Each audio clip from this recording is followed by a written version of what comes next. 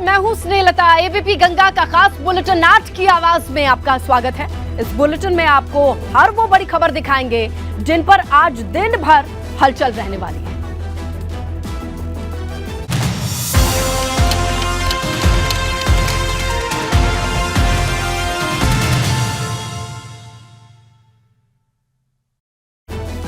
बड़ी खबर हाथरस से है। हाथरस में भीषण सड़क हादसा हुआ है।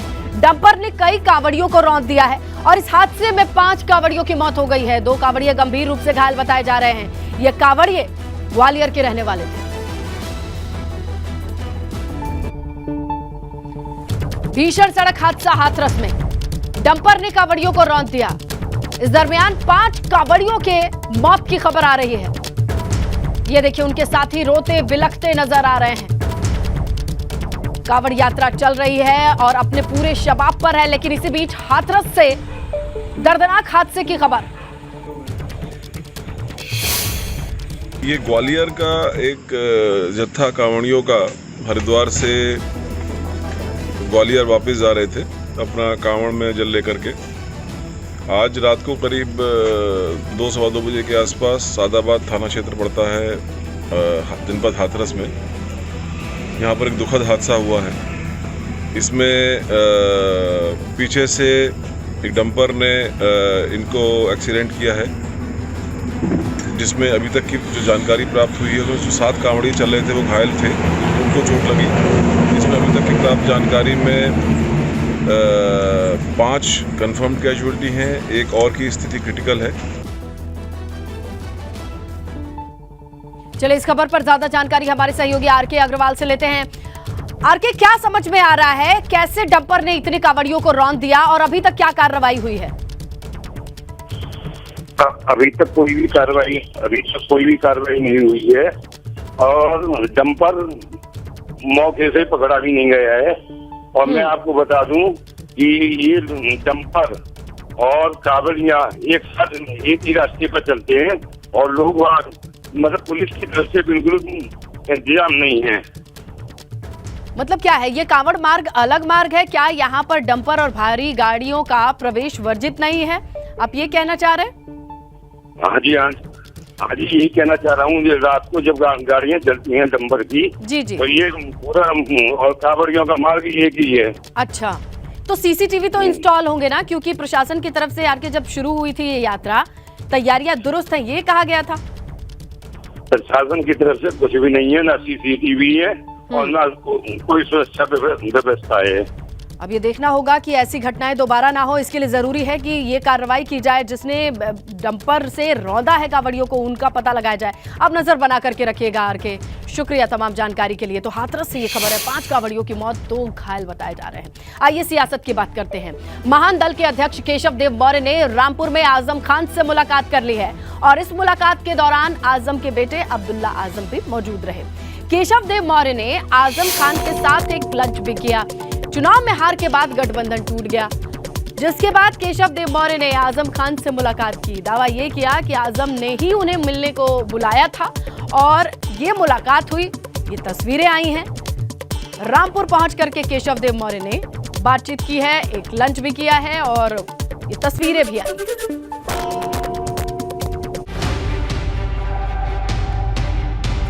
ये दिलचस्प तस्वीर है रामपुर की, जो सपा के वरिष्ठ नेता आजम खान के कमरे से बाहर आई।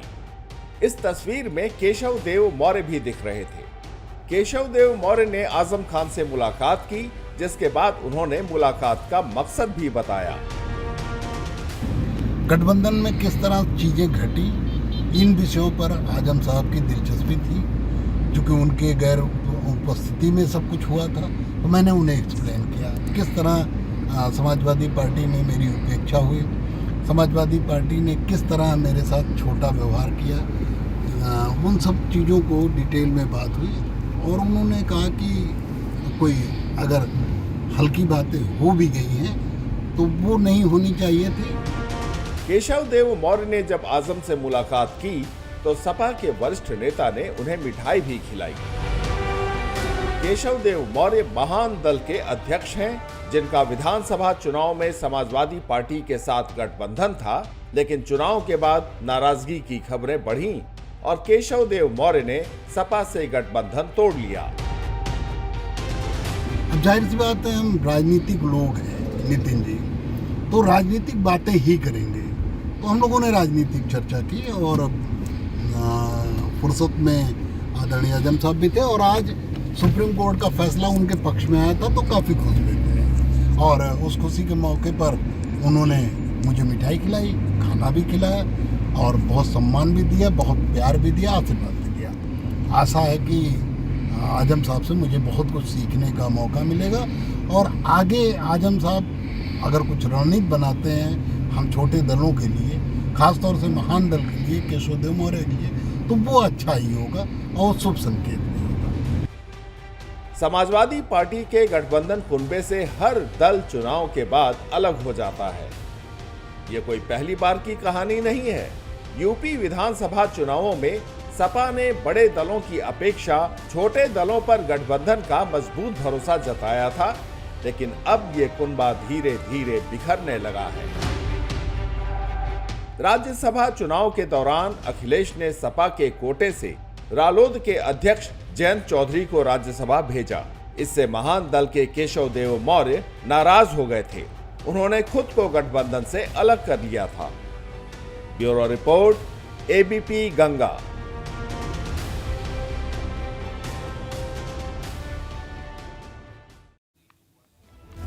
तो समझिए, अखिलेश से तौबा, आजम से दोस्ती, क्या मायने हैं इसके?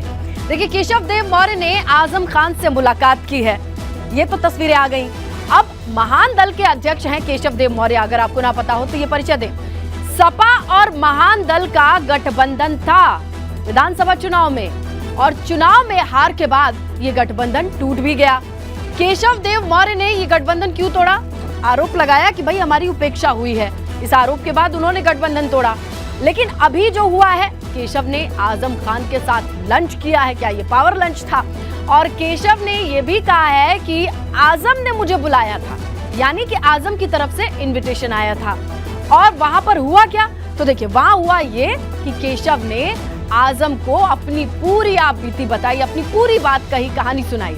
और इसके बाद मुलाकात के बाद बड़ा ऐलान भी हुआ। तो देखिए, केशव से मुलाकात के बाद बड़ा ऐलान ये हुआ, जहां अब क्या होना है, आजम छोटे दलों के साथ रणनीति बनाएंगे और हम साथ हैं। ये बड़ी बात निकल करके आई है, एक तस्वीर के बाद एक बयान। और अब सवाल, बड़ा सवाल क्या है कि आजम और केशव की मुलाकात के आखिरकार मायने क्या हैं?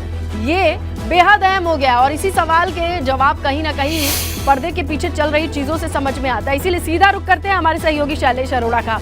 उनके पास जरूर इनपुट आ रहा होगा कि आखिरकार उत्तर प्रदेश की सियासत में आजम और केशव देव मौर्य की मुलाकात के क्या मायने निकाले जाएं। शैलेश, कैसी चर्चा चल रही है?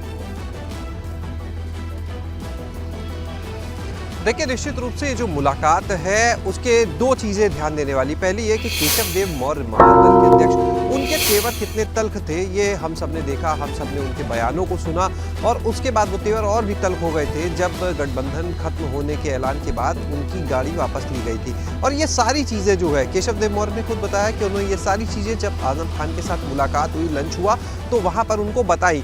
आजम खान ने उनसे जाना कि आखिर क्या वजह रही जो इस गठबंधन से वो अलग हुए, जो इस तरह की चीज़ें हुई। तो केशव देव मौर्य ने जितना भी उनका दर्द था, जो भी पार्टी से उन्हें शिकायत थी, वो सारी चीज़ें वहाँ पर खुलकर बताई। जो गाड़ी वापसी का किस्सा था वो भी वहाँ पर बताया। और केशव देव मौर्य की माने तो इस पर आजम खान ने भी वहाँ पर कहा कि ऐसा नहीं होना चाहिए था। और दूसरी इसकी अगर हम एक चीज़ को देखें तो जिस तरह से गठबंधन का एक गुलदस्ता तैयार किया था अखिलेश यादव ने चुनाव के पहले, वो धीरे धीरे जिस तरह से बिखर रहा है। केशव देव मौर्य, डॉक्टर संजय सिंह चौहान, ओम प्रकाश राजभर, संजय सिंह चौहान जो है वो भी अल्टीमेटम दे चुके। तो जिस तरह से गुलदस्ता बिखर रहा है पार्टी को, समाजवादी पार्टी को एक के बाद एक झटके के रूप में आप इसे देख सकते हैं। कहीं ना कहीं आजम खान जो है वो देखिए पार्टी के वरिष्ठ नेता है, कहीं ना कहीं ऐसा लगता है कि अब वो इस गुलदस्ते को या तो संभालने की कोशिश है, यानी जो हालात है समाजवादी पार्टी के उसको कैसे बेहतर किया जाए, इसके लिए प्रयास कह सकते हैं शुरू किए जा रहे हैं। नए सिरे से एक कवायद शुरू की जा रही है और सोर्सेस की माने तो अंदर खानी ये खबरें आ रही है कि बहुत जल्द काफ़ी कुछ ऐसा ऐसा देखने को मिलेगा। हमारी कुछ नेताओं से बात हुई, उन्होंने कहा कि काफ़ी कुछ ऐसा आने वाले दिनों में देखने को मिलेगा जिसकी उम्मीद परिकल्पना नहीं की होगी किसी ने भी, चाहे वो फिर बात हो फील्ड पर काम करने को लेकर, चाहे वो बात हो संगठन को मजबूत करने को लेकर। यानी 2024 की जो तैयारी है उसको लेकर समाजवादी पार्टी भी पूरी तरह जुट रही है। बहुत जल्द इसको लेकर समाजवादी पार्टी कार्यालय में एक बड़ी बैठक भी होगी। अखिलेश यादव की मौजूदगी में एक बड़ी बैठक होगी, उसमें तमाम बड़े नेता शामिल होंगे और जो स्ट्रेटेजी तैयार हो रही है अंदर अंदर वो कुछ इसी तरह की। शैलेश, आपको रोकना पड़ रहा है, इस बीच बड़ी खबर आ रही है, इस बीच बड़ी खबर आ रही है, दर्शकों तक वो खबर पहुंचाए, जहां पर लखनऊ में कृषि विभाग के तबादलों में गड़बड़ी का आरोप सामने आ रहा है। देखिए, संयुक्त कृषि निदेशक का अभी तक तबादला नहीं हुआ है। 9 साल से मुरादाबाद में तैनात है संयुक्त कृषि निदेशक। वाराणसी, कानपुर में भी 1.5 साल बाद ही तबादलों की शिकायत मिल रही है। कई कर्मचारियों को उनके गृह जिलों में ही तबादला करने का आरोप लगाया जा रहा है। देखिए, तबादलों में गड़बड़ी अब विभाग दर विभाग फैलती दिखाई दे रही है। पीडब्ल्यूडी डिपार्टमेंट से यह सफर शुरू हुआ था, लेकिन कहां जाकर के थमेगा नहीं कहा जा सकता। लखनऊ से और खबर आई है, कृषि विभाग से तबादलों में गड़बड़ी का आरोप लगाया जा रहा है। संयुक्त कृषि निदेशक का अब तक ट्रांसफर ही नहीं हुआ है। चलिए, कृषि विभाग में तबादलों का ये खेल सामने आया है या पुराना है, अब सामने आया या वाकई नया, ये समझने की कोशिश करते हैं हमारे सहयोगी शैलेश अरोड़ा के पास डिटेल है। शैलेश, क्या समझा जाए? पीडब्ल्यूडी डिपार्टमेंट के बाद तबादलों की गड़बड़ी ये उजागर होने की प्रक्रिया है जो विभाग दर विभाग दिखाई दे रही है। देखिए, सिर्फ पीडब्ल्यूडी नहीं, पीडब्ल्यूडी विभाग, स्वास्थ्य विभाग, शिक्षा विभाग, शिक्षा में बेसिक और माध्यमिक शिक्षा विभाग दोनों, इसके बाद एक एक करके जो तमाम विभाग हैं उनमें ये चीज़ें सामने आ रही हैं। इस बीच में मत्स्य विभाग, उसको हम कैसे भूल सकते हैं। मत्स्य विभाग में भी ये हुआ कि कुछ तबादले हुए थे, उन्हें बाद में रोकने का आदेश दिया था मंत्री की तरफ से, हालांकि उसके वो अपने तर्क देते हैं, अलग बात है। और इसके बाद कृषि विभाग, जल संसाधन विभाग, इनके मामले आते हैं। जल शक्ति विभाग में खुद विभाग के जो राज्य मंत्री दिनेश खटिक वो सवाल उठाते हैं, जिसकी तस्वीर अभी उनकी नाराजगी के रूप में भी सामने देखने को मिली थी। तो ये सारी चीज़ें अलग अलग विभाग की सामने आ रही हैं। कृषि विभाग की अगर बात करें तो देखिए, जो आरोप लगाए जा रहे हैं, जो शिकायतें की जा रही हैं वो ये है कि जो जेडी पूरा लंबे समय से तैनात है, 8 साल 9 साल इतना समय बिता चुके हैं, उनके तबादले नहीं किए जा रहे हैं, लेकिन जो 1-1.5 साल 2 साल से तैनात है उनके तबादले किए जा रहे हैं। तो यानी उनका साफ कहना है, जो शिकायत करता है, जो आरोप लगा रहे हैं कि जो ट्रांसफर पॉलिसी है उसका पूरी तरह से पालन नहीं किया जा रहा है। और यही आरोप जितने विभागों के हमने आपको नाम गिनाए उन सब में भी लगाए जा रहे हैं। और कहीं ना कहीं तमाम विभागों में संभव है, देखिए कुछ जगह पर ये आरोप बेबुनियाद हो या शायद उतने अच्छे सही ना हो, लेकिन तमाम विभागों में देखिए पुष्टि तो शुरू हो चुकी है। यही वजह है कि स्वास्थ्य विभाग की अगर बात करें तो स्वास्थ्य विभाग में तो तबादले कुछ डॉक्टर्स के जो 2-2 जिले में हुए थे उनको निरस्त करने की प्रक्रिया भी शुरू हो गई, आदेश जारी होने शुरू हो गए। इसके अलावा अगर बात करें, जांच अभी जारी है, उसके आधार पर तमाम जो शिकायतें आई हैं उस पर कार्रवाई होगी। पीडब्ल्यूडी में अगर इसी तरह बात करें तो जो तस्वीर थी जिस तरह से वहां पर कार्रवाई की गई थी वो भी सबके सामने है कि वहां के जो प्रमुख अभियंता, विभाग अध्यक्ष, इन सब पर जो कार्रवाई हुई थी वहां पर यानी गड़बड़ मिली थी, इसीलिए कार्रवाई की गई थी। इसके बाद आप आ जाइए, अगर हम बात करते हैं शिक्षा विभाग में, तो शिक्षा विभाग में जिस तरह से एबीपी गंगा ने खबर दिखाई कि वहां पर जो लिपिक संवर्ग है उनके तबादलों में जिस तरह की गड़बड़ी आती है, जिले बदल दिए जाते हैं, जबकि जिनका जिला नहीं बदलना था, तबादलों का ये खेल इतना गहरा और इतना पुराना है कि एक-एक करके इसकी परतें अगर उतारी जाएं, उगाड़ी जाए तो बहुत सारे तथ्य सामने आएंगे। और फिलहाल कृषि विभाग से ये खबर आई है। शुक्रिया शैलेश तमाम जानकारी के लिए। आइए आगे बढ़ते हैं कांवड़ यात्रा की ओर। कांवड़ यात्रा में इस बार बम्पर भीड़ देखने को मिल रही है। लाखों की संख्या में कांवड़ मार्ग पर कांवड़ियों का रेला आगे बढ़ता दिखाई देता है। वही भीड़ को देखते हुए सुरक्षा की भी पुलिस की तरफ से फुल प्रूफ तैयारी, ऐसी बात कही जा रही है। कांवड़ यात्रा की सुरक्षा में high tech bomb disposal detection squad की तैनाती है। आपको बताएं, disposal detection squad high tech सुविधाओं से लैस है। ऐसे में जगह जगह इनको इंस्टॉल किया गया है, तो हर तरह से नजर भी रखी जा रही है और अप्रिय घटना की स्थिति में कैसे निपटना है ये भी पूरी तैयारी की है।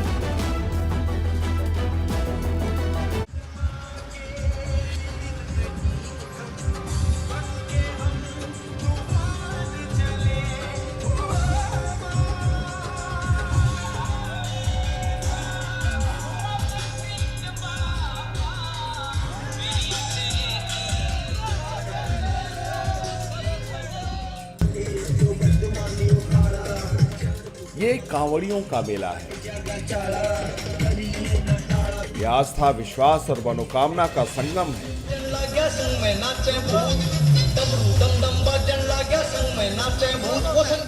यहाँ श्रद्धा और आस्था की गंगा में करोड़ों शिव भक्त पुण्य की डुबकी लगा रहे हैं।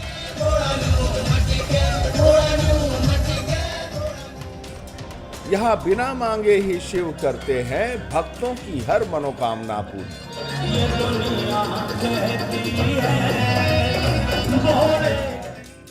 यही है कांवड़ियों के मेले की ऐतिहासिक और सच्ची कहानी।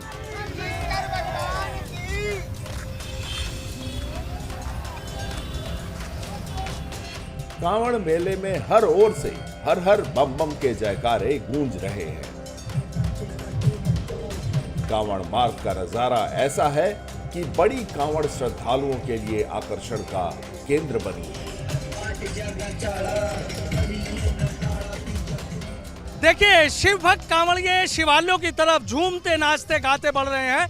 ये नज़ारा है मेरठ में कांवड़ मार्ग का कि जो बड़ी कांवड़ है वो भी शिवालयों की तरफ बढ़ रही हैं और शिव भक्त कांवड़िए ऐसे ही झूमते नाचते गाते पूरी तरीके से भगवा में जो कांवड़ मार्ग है वो नज़र आ रहा है। बड़ी बड़ी कांवड़ है, देखिए इसी तरीके से कांवड़ मार्ग के जो ऐसे नज़ारे हैं वो आपको देखने के लिए मिल जाएंगे।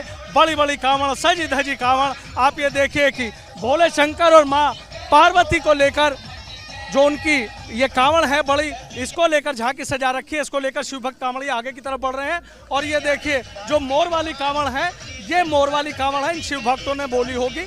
और इसलिए देखिए किस तरीके से जो शिव भक्त हैं वो झूमते नाचते गाते शिवालयों की तरफ बढ़ रहे हैं।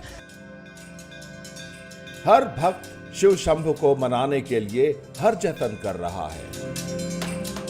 झूमते नाचते गाते भोले के भक्त शिवालय की ओर बढ़ रहे हैं। शिवरात्रि को ये शिव भक्त शिवालयों में जलाभिषेक करेंगे और नीलकंठ महादेव अपने इन भक्तों पर खुशियों की बरसात करेंगे। देखिए किस तरीके से झूमने, देखे ये और शिव भक्त कांवड़िए यहाँ पे आकर देखिए ये भी झूमते नाचते। इसी तरीके से जो कांवड़ियों का रैला है वो इसी तरीके से आगे बढ़ता हुआ आपको नजर आएगा, झूमते नाचते इसी तरीके से। और भोले बाबा की भक्ति ऐसी है कि जिसने भी एक बार भक्ति करी वो भोले की भक्ति में ऐसा ही रम जाता है और भोले बाबा अपने भक्तों के जो कष्ट है वो हरते जाते हैं। 2 साल बाद उत्तर प्रदेश में कांवड़ यात्रा को इजाजत मिली तो सड़कों पर शिव भक्तों का सैलाब उमड़ आया। पश्चिमी यूपी के शहरों से हर रोज लाखों कांवड़िए गुजर रहे हैं। कोई हरिद्वार से लौट रहा है तो कोई पवित्र जल लेने के लिए हरिद्वार की ओर जा रहा है। खास बात यह है कि ऐसे में सड़कों पर शिव भक्तों की अद्भुत तस्वीरें भी देखने को मिल रही हैं। बारिश के बीच भी कांवड़ियों के कदम डगमगा नहीं रहे, बल्कि भगवान शिव की आस्था में डूबे कांवड़िए बम भोले की गूंज के साथ आगे बढ़ रहे हैं। कांवड़ मार्ग पर किस तरीके से शिव भक्तों का जो सैलाब है वो उमड़ा हुआ है। आस्था की गंगा में शिव भक्त कांवड़िए डुबकी लगाते हुए और शिव नाम की माला जपते हुए शिवालयों की तरफ इस उम्मीद में बढ़ते जा रहे हैं कि भोले बाबा उनकी सभी मनोकामनाएं पूरी करेंगे और भोले बाबा उनके सभी कष्ट हर लेंगे। वीडियो जर्नलिस्ट सत्येंद्र सिंह के साथ सनुज शर्मा, एबीपी गंगा, मेरठ। तो क्या खास है इस बार की कांवड़ यात्रा में? शिव भक्ति का कांवड़ मार्ग है क्या, आपको समझाते हैं। देखिए, कांवड़ यात्रा को लेकर के बड़े स्तर पर तैयारी की गई है और लगातार आप देखिए बड़ी संख्या में कांवड़िए पहुंच भी रहे हैं। आज से बड़ी संख्या में अयोध्या में भक्त पहुंचने लगे हैं, ये भी खबर आ रही है। अयोध्या में सरयू नदी का जल लेने के लिए भी भक्त पहुंच रहे हैं, ये भी इनपुट है। और आप तस्वीरें भी देखेंगे, लखनऊ अयोध्या हाईवे 26 जुलाई तक के लिए बंद कर दिया गया है। ये भी है जानकारी अहम, खासकर ट्रैवल करने वाले लोगों को पता होना चाहिए। कांवड़ियों के लिए हाईवे की जो 2 लेन है वो रिजर्व है, आरक्षित कर दी गई है। उधर से किसी और भी वाहन की आवाजाही नहीं हो सकेगी। इसके साथ बाकी जो 2 लेन है वो जरूरी सुविधाओं के लिए आरक्षित है। हाईवे पर फिर सिर्फ और सिर्फ छोटी गाड़ियों को अनुमति रहेगी, बड़ी गाड़ियां नहीं एंटर कर पाएंगी, ये बात सुनिश्चित कर लिया गया है। मेला जोन को 7 जोन और 25 सेक्टर्स में बांटा गया है। अगर आप देखें, सुरक्षा की बात कर लें तो सीआरपीएफ पीएसी की तैनाती की गई है। 10 सीओ, 14 इंस्पेक्टर, 75 एसआई तैनात किए गए हैं ताकि ये रास्ता सुरक्षित रह सके। और किस तरीके की तैयारियां हैं, लोगों के भीतर कितना जोश है इस मेले को लेकर के, देखेंगे समझेंगे। हमारे सहयोगी सनुज का रुख करते हैं मेरठ से सीधा। सनुज, ये बताइए कि तैयारी तो पूरी दिखाई दे रही है, जिस तरीके से खाका तैयार किया गया है, ग्राउंड पर भी वो सब कुछ दिखाई कर दे रहा है, रिफ्लेक्ट कर रहा है, लोगों में कितना उत्साह है? देखिए, शिव भक्तों में जो उत्साह है वो देखने लायक है। और कांवड़ मार्ग पर 24 घंटे शिव भक्त कांवड़िए शिवालयों की तरफ बढ़ रहे हैं। यहाँ देखिए, सुबह का वक्त है और शिव भक्त कांवड़िए जब देर रात तक चलते हैं उसके बाद विश्राम करते हैं। तो विश्राम करने के बाद सुबह जो कांवड़ है आरती की जाती है, धूप बत्ती जलाई जाती है, भगवान से प्रार्थना की जाती है।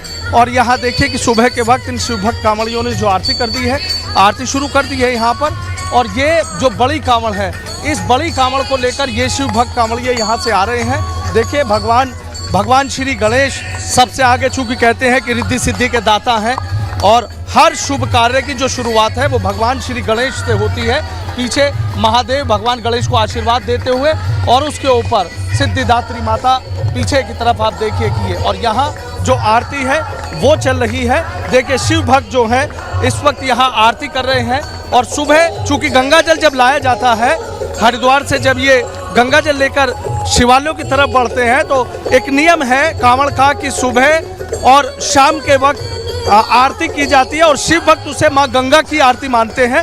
चूँकि यहाँ आरती जब रोज की जाती है और उसके बाद सब भगवान शिव को जलाभिषेक किया जाता है। आप ये देखिए, ये बेहद खूबसूरत नज़ारा कांवड़ मार्ग का कि शिव भक्त कांवड़िए यहाँ पर, और यहाँ जो डीजे का साउंड है उस पर जो आरती है वो आपको सुनाई दे रही है। और किस तरीके से यहाँ पर भक्ति की गंगा में और जो आस्था की गंगा है उसमें शिव भक्त कांवड़िए डुबकी लगाते हुए नजर आ जाएंगे। ये जो पूरा दल है, चूंकि इस समय आरती चल रही है तो इन लोगों, इन शिव भक्तों से बात नहीं हो सकती, लेकिन मैं आपको दूसरा नज़ारा दिखाऊंगा। ये देखिए, कांवड़ मार्ग का नज़ारा देखिए कि किस तरीके से यहाँ देखिए किस आस्था की गंगा में डुबकी लगाते हुए शिव भक्त कांवड़िए शिवालयों की तरफ बढ़ते जा रहे हैं। अब चूंकि जैसे जैसे समय नजदीक आता जा रहा है वैसे वैसे जो संचरित होती है सनुज, और वाकई ये छटा देखते ही बन रही है। शुक्रिया सनुज तमाम तस्वीरों के साथ जानकारी के लिए। दिल्ली में स्वतंत्रता दिवस के मौके पर हवाई हमले का खतरा, ये बड़ी खबर मिल रही है। दिल्ली में हमले के खतरे को देखते हुए सुरक्षा एजेंसियां अलर्ट हैं। पुलिस कमिश्नर ने ड्रोन समेत कई चीजों को उड़ाने पर रोक लगा दी है। पुलिस कमिश्नर ने नोटिस जारी करके निर्देश किया है कि दिल्ली में 16 अगस्त तक पैराग्लाइडर, पैरामीटर और जितने भी हवाई प्लेटफॉर्म हैं उन पर रोक लगा दी जाए। उल्लंघन करने वालों के खिलाफ आईपीसी की धारा 188 के तहत कार्रवाई भी की जाएगी, ये भी खबर आ रही है। तो देखिए, सुरक्षा के मद्देनजर कई अहम चीजें सामने आ रही हैं। दिल्ली में स्वतंत्रता दिवस के मौके पर हवाई हमले का खतरा, बड़ी खबर, और इसी के वो देखते हुए तमाम सुरक्षा एजेंसियां अलर्ट बताई जा रही हैं। ज्यादा जानकारी के लिए रुक करते हैं सहयोगी अविनाश तिवारी का। अविनाश, क्या जानकारी मिल रही है, क्या चीजें देख करके ये तमाम नोटिस जारी किए गए हैं? देखिए, अगर बात करें जिस तरीके से स्वतंत्रता दिवस नजदीक आ रही है उसके पहले ये अलर्ट जारी किया गया है, क्योंकि इनपुट मिला है। खासतौर से अगर बात करें सुरक्षा एजेंसी ने ये कहा है कि दिल्ली में हमले हो सकते हैं, और इसी को लेकर के दिल्ली के पुलिस कमिश्नर राकेश अस्थाना ने अब ये सर्कुलर जारी किया, जिसमें तमाम सारे पुलिस स्टेशनों को भी हिदायत दी गई है कि सभी लोग अपने अपने क्षेत्र में ध्यान रखें कि किसी भी तरीके के जो वस्तु है, खासतौर से अगर बात करें तो ड्रोन वगैरह है, इस पे खासतौर से निगरानी रखें, क्योंकि ड्रोन हमला हो सकता है। 15 अगस्त के पहले हर साल अगर बात करें तो सुरक्षा एजेंसियां अलर्ट होती है, क्योंकि आतंकी हमले का इनपुट मिलता है, और उसी कड़ी में इस बार भी आतंकी हमले का इनपुट मिला है और दिल्ली पुलिस ने विशेष। बिल्कुल अविनाश, आप नजर बना करके रखिएगा। फिलहाल ये बड़ी जानकारी है कि एहतियातन तमाम एजेंसियों को सतर्क कर दिया गया है। और इसी के साथ ये थी आज की आवाज।